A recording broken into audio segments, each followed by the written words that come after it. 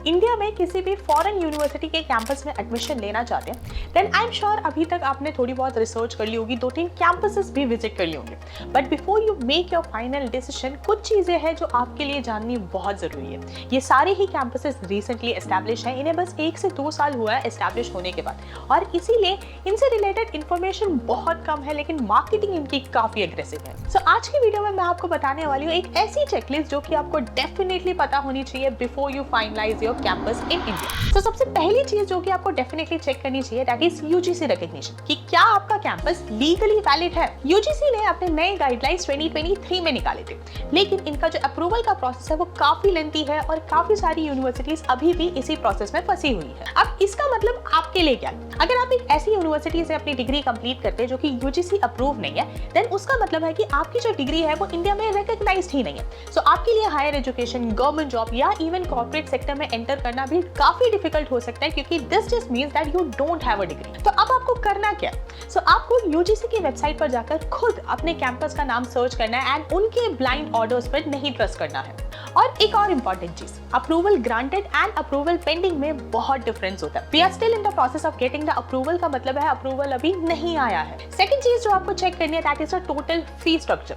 अक्सर काफी सारे हिडन कॉस्ट होते हैं एंड ब्रोशर्स में जो अमाउंट लिखा होता है वो सिर्फ और सिर्फ ट्यूशन फी होता है, उसमें कोई भी और अमाउंट अकाउंटेड नहीं होता है। अब हिडन कॉस्ट फिगर आउट करने के लिए कुछ क्वेश्चंस है जो कि आपको अपने काउंसलर से पूछना है। For example, registration fee, examination fee, lab fee, क्या ये सब ट्यूशन फी में इंक्लूडेड है या अलग है? क्या हॉस्टल या फिर अकोमोडेशन अवेलेबल है? और अगर नहीं है तो नियर बाय एरिया में क्या कॉस्ट है? क्या फी हर साल बढ़ेगी, और अगर बढ़ेगा तो कितना परसेंटेज बढ़ेगा, और क्या वो अमाउंट कैप्ड है? स्कॉलरशिप स्कीम्स क्या है, उन स्कीम्स में कंडीशंस क्या है, क्या वो मेरिट बेस्ड है या नीड बेस्ड है, एंड क्या ये स्कॉलरशिप्स रिन्यूएबल है? इसी के साथ ही एजुकेशन लोन्स के लिए क्या बैंक टाइप्स है, एनबीएफसी ऑप्शंस है, etcetera. At the end of this आपको कैलकुलेट करना है कि आपका 3 से 4 साल का खर्चा कितना होगा, and that should include your tuition fee, accommodation cost, travel cost, etcetera.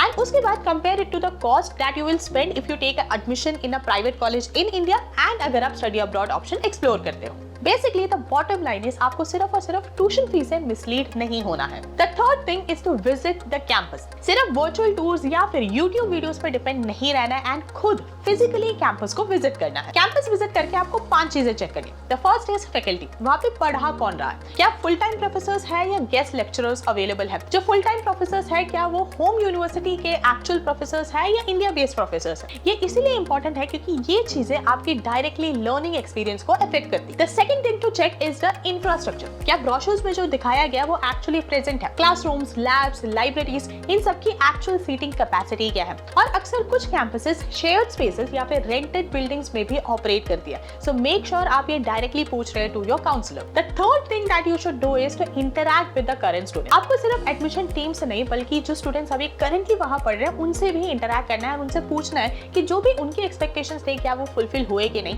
And उन्हें अभी करंटली क्या चैलेंजेस फेस करने पड़ रहे हैं। The fourth point to check is the location and the daily commute. आपके घर से कैंपस कितना दूर है, कैंपस के आसपास क्या फैसिलिटीज अवेलेबल है, कितना अफोर्डेबल है, कितना सेफ है। सिंस आपको 3 to 4 इयर्स इस कैंपस में बिताने तो make sure you are checking all these things. The fifth and the last thing is to check the batch size. अगर बैच साइज सिंगल या फिर ट्रिपल डिजिट्स में है then you should definitely reconsider, because ये आपका directly affect करेगा peer learning, campus energy, network building, etc. The fourth point in the checklist is visa and future mobility. बहुत सारे students and parents ये assume करते हैं कि since उनके certificate में University of Bristol, University of York लिखा रहता है तो इसीलिए UK में जाना या फिर काम करना काफी easy होगा। But this is a dangerous assumption. किसी भी foreign university के Indian campus से डिग्री लेने से आप automatically उस country के visa के लिए eligible नहीं होते। आपके लिए समझना बहुत important है कि जो degree is just a stepping stone जिसके बेसिस पे आप हायर स्टडीज के लिए अप्लाई कर सकते हो या फिर जॉब्स के लिए अप्लाई कर सकते हो, बट वीजा प्रोसेस आपका और बाकी स्टूडेंट्स का सेम रहेगा। So guys, this was a complete checklist. 4 ऐसी चीजें जो कि आपको डेफिनेटली चेक करनी चाहिए before finalising a foreign university in India.